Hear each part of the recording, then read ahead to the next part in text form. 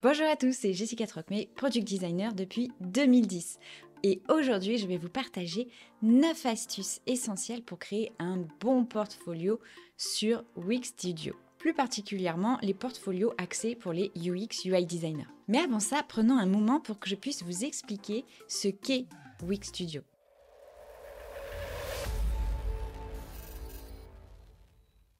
Wix Studio, en fait, c'est une plateforme de création de sites web qui offre une super flexibilité en matière de design. En fait, c'est un outil de type no-code. Elle est idéale du coup pour les designers parce qu'elle a une personnalisation qui est poussée et surtout c'est facile à utiliser. Wix Studio vous permet de créer des portfolios qui font bien pro sans avoir à coder une seule ligne de code. Wix Studio est plutôt destiné aux professionnels et aux experts, par exemple comme les freelances et les agences qui doivent créer des sites, parfois complexes, pour des clients. Donc du coup, grâce à ces sites de type no-code, ça permet soit de partir d'un template déjà tout fait, ou alors de partir d'une page vierge et là, vous pouvez vous lâcher au niveau du design de votre portfolio. Mais si vous n'avez pas envie de perdre du temps, vous avez une multitude de choix en termes de templates tout faits qui pourront vous servir de point de départ pour créer votre portfolio. Et Wix Studio en fait se distingue vraiment par rapport à sa flexibilité, ce qui permet à chaque designer de laisser aller sa créativité facilement. Bon, après pour ceux qui ont envie de mettre les mains dedans, il y a les possibilités d'ajuster en fait le code. Maintenant que vous avez une idée de ce qu'est Wix Studio, on va pouvoir voir comment l'utiliser pour créer un bon portfolio. Je vais vous donner les fameuses 9 astuces essentielles à connaître. Astuce numéro 1, la première impression compte. Je dirais même la première impression est cruciale. En fait, la première section, dès que vous arrivez sur votre site, c'est ce que les visiteurs voient en premier. Donc, il faut vraiment que ce soit impactant, qu'il y ait les principales informations sans avoir à défiler. Mais surtout, les premières secondes sont cruciales parce que c'est à ce moment-là que soit vous gardez l'utilisateur et va continuer de scroller sur votre page et voir la suite, soit il va partir. Donc, c'est vraiment le point le plus important. Qu'est-ce qu'on peut mettre en priorité dans cette première section? Vraiment au-dessus du seuil de scroll. Donc, voici quelques éléments clés. Un titre accrocheur. Présentez-vous brièvement et de manière impactante. Par exemple, Jessica Trocmé, créatrice d'expériences utilisateurs mémorables. À vous de jouer après pour chercher. D'ailleurs, vous avez ChatGPT qui peut vous aider pour ça. Deuxième élément, le fameux bouton d'appel à action. Parce que là, le but de votre portfolio, c'est que l'on puisse vous contacter. Donc, il faut à tout prix que ce bouton soit bien visible et bien positionné sur votre page et qu'il soit tout le temps accessible même après lorsque vous scrollez. Donc par exemple il peut être positionné sous forme de gros bouton fixe à l'écran en bas à droite par exemple, ou encore dans le menu de navigation que vous pourrez fixer au scroll aussi. En tout cas, il doit être clair et inviter à vous contacter. Toujours avec des verbes d'action, il faut que ce soit vraiment clair. Donc c'est par exemple, parlons de votre projet ou encore, plus concrètement, contactez-moi. Placez ce bouton vraiment là où il sera le plus visible. Et troisième point, vous pouvez mettre un aperçu de votre parcours. Donc ça va être une brève introduction de ce que vous faites. Ça peut être sous la forme d'un texte ou encore même d'une vidéo de présentation. Pour cet onglet avec typographie et couleur, là ça va vraiment concerner votre branding. C'est cette partie-là que vous allez pouvoir ajuster à votre style avec les typos que vous aurez choisis, mais aussi les couleurs. On va revenir sur notre page, parce que là, ce qui nous intéresse, ça va être notre première section. Et là, dans le header, on a bien les différentes parties, avec le logo, le texte et la partie menu latéral, où en fait, il y a eu un choix de 3 petits points qui a été fait. En termes de menu, moi, j'aimerais plutôt que, si on a juste 3 liens, je préfère que ce soit cliquable directement, plutôt que d'avoir à cliquer pour accéder au menu. Donc là, on va faire plus. Et donc menu, recherche, menu horizontaux. Je vais rester sur quelque chose de simple et partir sur le premier que je vais glisser à l'intérieur. Gérer le menu. Ensuite, on va pouvoir changer les textes en fonction de ce que vous mettez dedans. Et on est bon. On a pu modifier le menu. Et par rapport au point que l'on a vu, la première section qui est la plus importante. Donc on va voir pour en rajouter une. Donc on va dans plus pour ajouter. On va dans section. Et là, on va dans Bienvenue.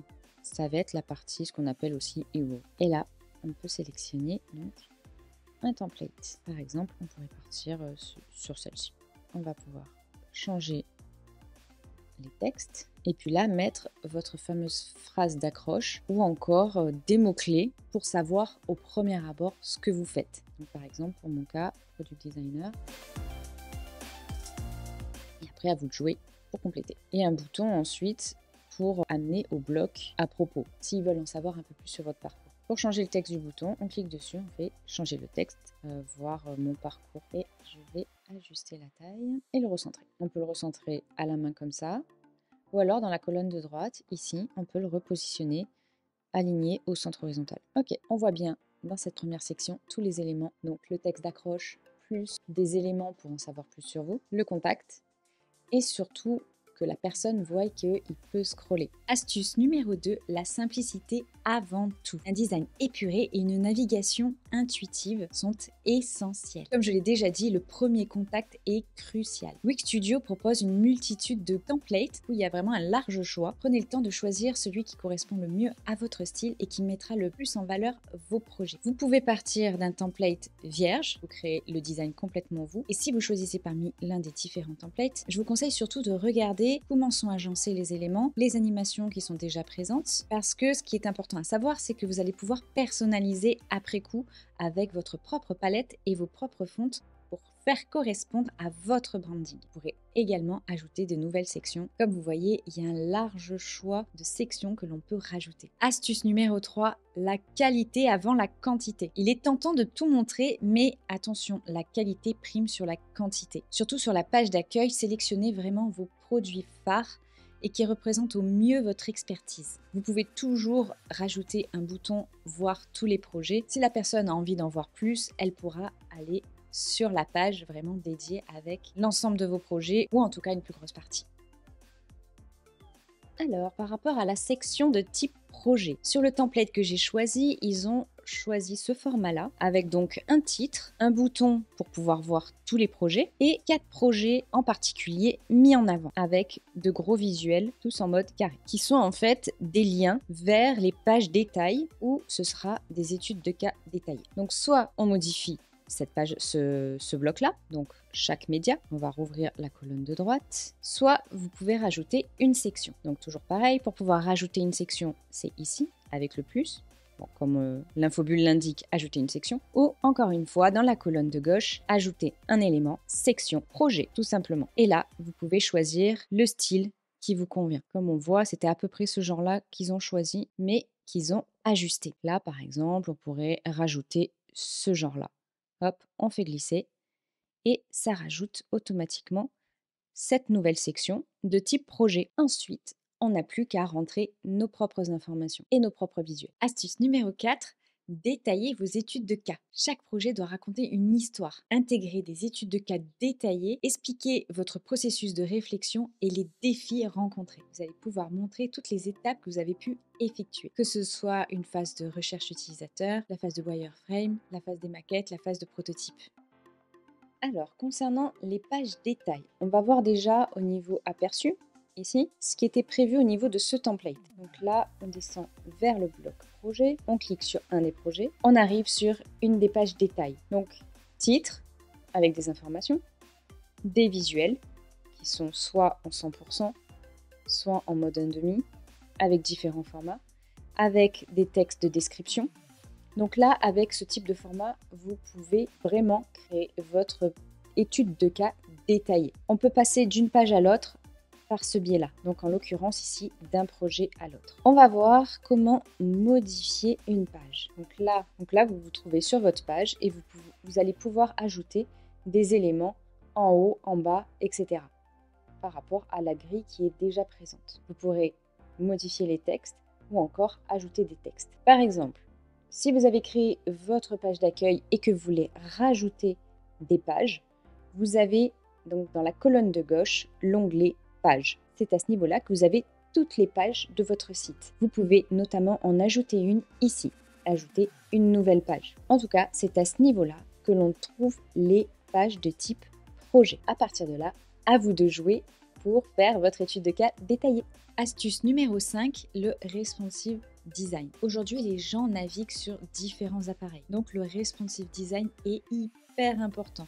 Surtout qu'en plus, maintenant, Google détecte si votre site n'est pas responsive.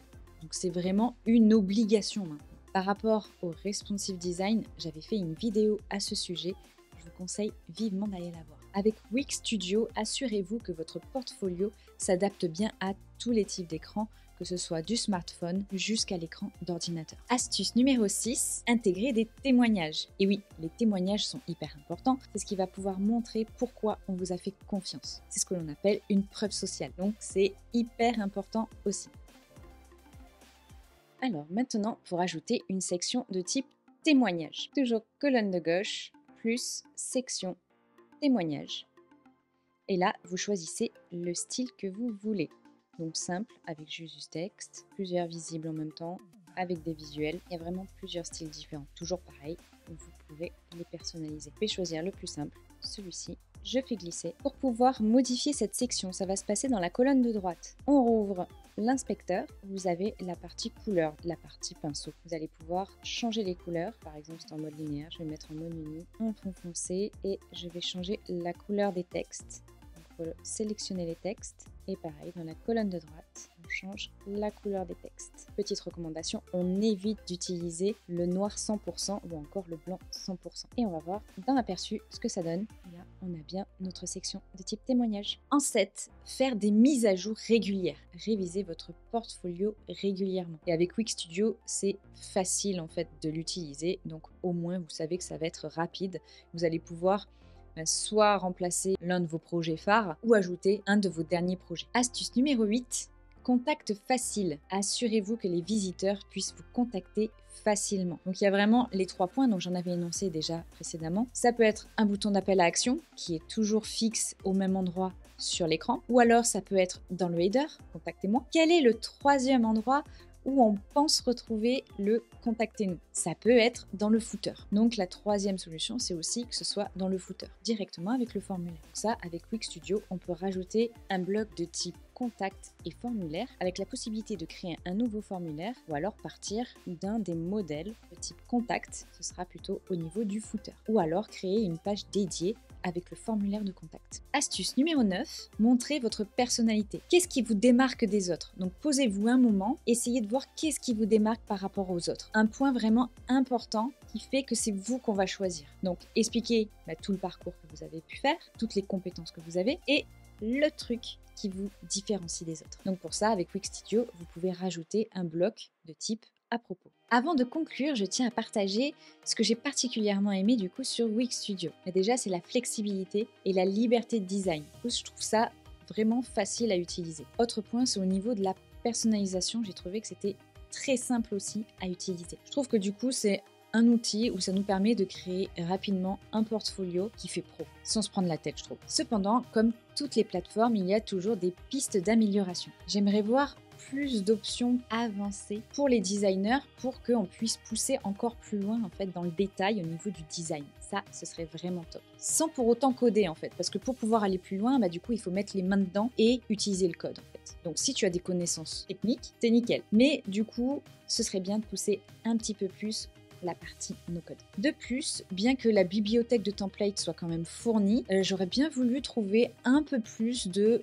templates vraiment dédiés pour les UI designers, les UX, les UI designers. Ça, ce serait vraiment un plus. Et voilà, c'est tout pour aujourd'hui. C'était les 9 astuces pour créer un portfolio réussi sur Wix Studio. J'espère qu'elles vous aideront et n'hésitez pas à vous abonner pour plus de contenu autour du design. Sur ce, à la prochaine. Salut!